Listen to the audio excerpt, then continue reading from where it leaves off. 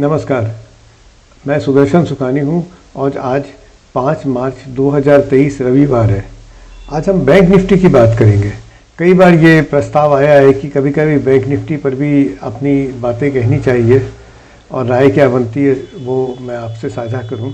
तो आज हम बैंक निफ्टी की राय देखेंगे, मेरी क्या राय बनती है, और ये कल के लिए नहीं बल्कि ये पूरे सप्ताह के लिए होगा। तो एक वीकली एनालिसिस बैंक निफ्टी का हम आज कर रहे हैं। जब हम कोई भी चार्ट खोलते हैं, जैसे अब आपके सामने बैंक निफ्टी का डेली चार्ट है, एंड ऑफ डे चार्ट है कैंडलस्टिक्स में, हम कोई भी चार्ट खोलते हैं तो सबसे पहले उस चार्ट का स्ट्रक्चर देखना चाहिए। स्ट्रक्चर का अर्थ हुआ उस चार्ट का आकार क्या है या उसका ढांचा क्या बन रहा है। और किस चीज़ का ढांचा? हर चार्ट में 3 अलग अलग भिन्न पहलू होते हैं, 3 एस्पेक्ट्स होते हैं। वो 3 पहलू होते हैं ट्रेंड, कोई ट्रेंड दिख रहा है क्या। दूसरा होता है वॉलेटिलिटी, क्या बाजार में वॉलेटिलिटी कॉन्ट्रैक्ट कर रही है यानी कम हो रही है या अधिक हो रही है, वॉलेटिलिटी की क्या स्थिति है। और तीसरा होता है पोटेंशियल रिवर्सल पॉइंट्स यानी कि संभावित परिवर्तन बिंदु, क्या बाजार यहाँ घूमने की स्थिति में हो सकता है। इन तीनों को हम देखते हैं, जिसको आप सुन रहे हैं मेरे भाषा में स्ट्रक्चर, यानी कि उस बाजार का आकार, उसका ढांचा। इससे हमको ट्रेड नहीं मिलता है, पर इससे हमको ये समझ में आता है कि इस समय बाजार की क्या स्थिति है, उसका आभास होता है। वो हमारे वास्तविक ट्रेड में बहुत मदद कर सकता है। तो सबसे पहले हम देखते हैं कि बैंक निफ्टी का क्या स्ट्रक्चर इस समय बन रहा है। देखिए, ये स्ट्रक्चर देखने का तरीका सबका अलग अलग होगा। मैं कोई तरीके से देखूंगा, आप और कोई तरीके से देखेंगे, तो इसलिए ये मत सोचिए कि ये कोई फॉर्मूला है। ये ऐसा नहीं है कि सबका तरीका अलग होगा। सबके और पहलू और एनालिसिस के जो उपकरण हैं वो भी भिन्न होंगे, उसमें कोई हर्ज नहीं है। सारे ट्रेडर्स, लाखों करोड़ों ट्रेडर्स एक ही तरीके से तो नहीं सोचेंगे ना, और सोचना भी नहीं चाहिए। तो अब मैं आपसे जो साझा कर रहा हूँ बात कैसे स्ट्रक्चर देखने की, वो मेरी अपनी और व्यवस्था है, मेरा तरीका है। वो आप अपना तरीका खुद निकालिए, वो सही होगा।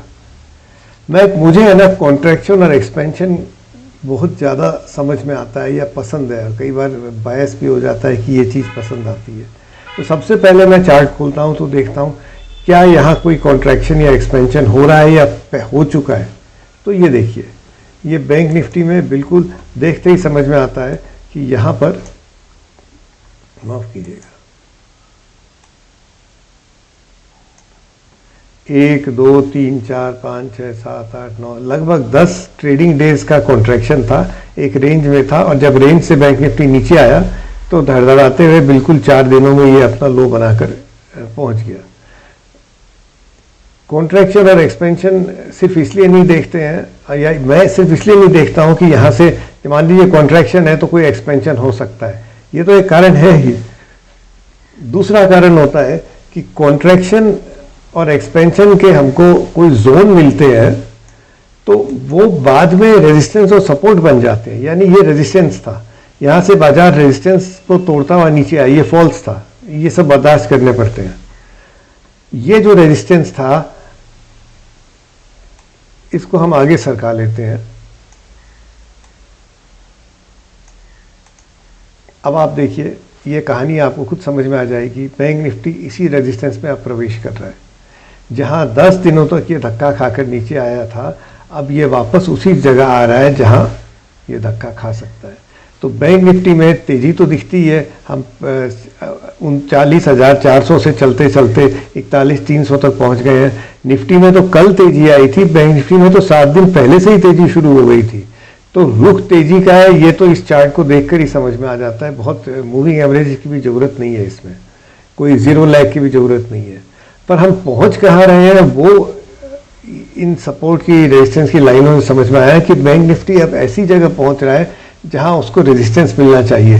यानी कि जो तेजी अब हम अगले सप्ताह देखेंगे वो कंसोलिडेशन हो सकती है, रादर देन इस तरह की प्योर तेजी ना होकर वो कंसोलिडेशन हो सकता है। ये अब अगला सप्ताह जिसमें कि अवकाश भी है, होली का अवकाश भी है, वो बाय ऑन डिप्स हो जाएगा इंस्टेड ऑफ कि भाई कभी भी खरीद लो।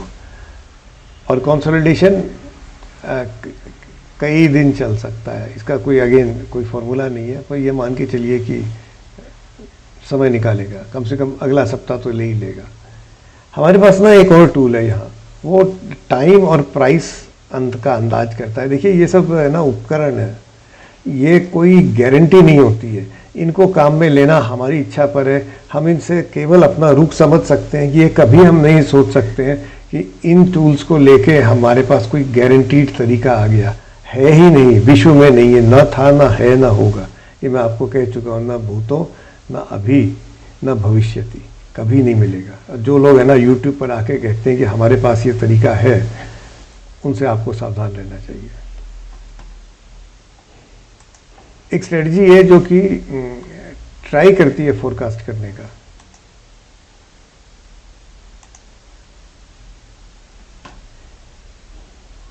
ये तो समय है जबकि लो बन सकता था, और ये प्राइस का जोन है। इस समय जब बैंक निफ्टी आया तो इस समय और प्राइस दोनों को ही ये टच कर गया था। यहाँ पर बैंक निफ्टी का हाई ये बना, ये केवल टाइम को टच कर पाया, प्राइस आसपास ही नहीं था। यहाँ बैंक निफ्टी का लो बना तो ये भी फिर टाइम तो फिर भी मैच कर गई, फिर प्राइस मैच नहीं किया।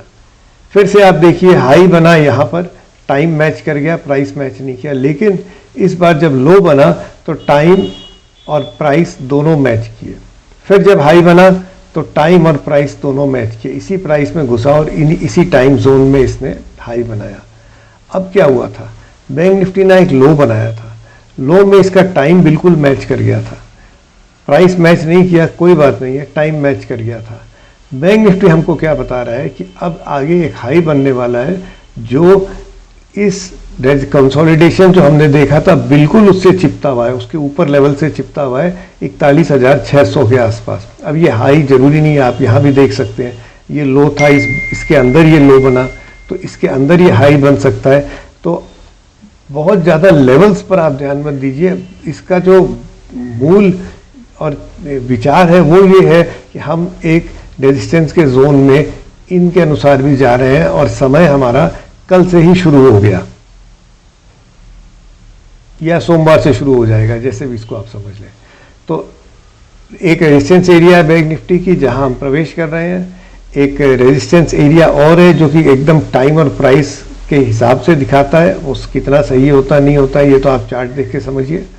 पर वहाँ भी हम है ना बैंक निफ्टी से में घुस रहे हैं। तो कुल मिलाकर कल से लेकर आगे का ये राय बनती है कि बैंक निफ्टी में थोड़ा बहुत तेजी के साथ कंसोलिडेशन का माहौल रहेगा। क्योंकि तेजी है और ट्रेंड ऊपर की तरफ का है, उसमें तो कोई विचार है नहीं, इसलिए इस कंसोलिडेशन में डिप्स पर खरीदना ही चाहिए, शॉर्ट सेलिंग नहीं करनी चाहिए। तो ये बैंक निफ्टी की राय हो गई, कारण भी मैंने आपको कुछ दिखाए हैं। आशा है आपको ये वीडियो पसंद आया होगा। प्लीज़ कमेंट्स देते रहिएगा। जय हिंद।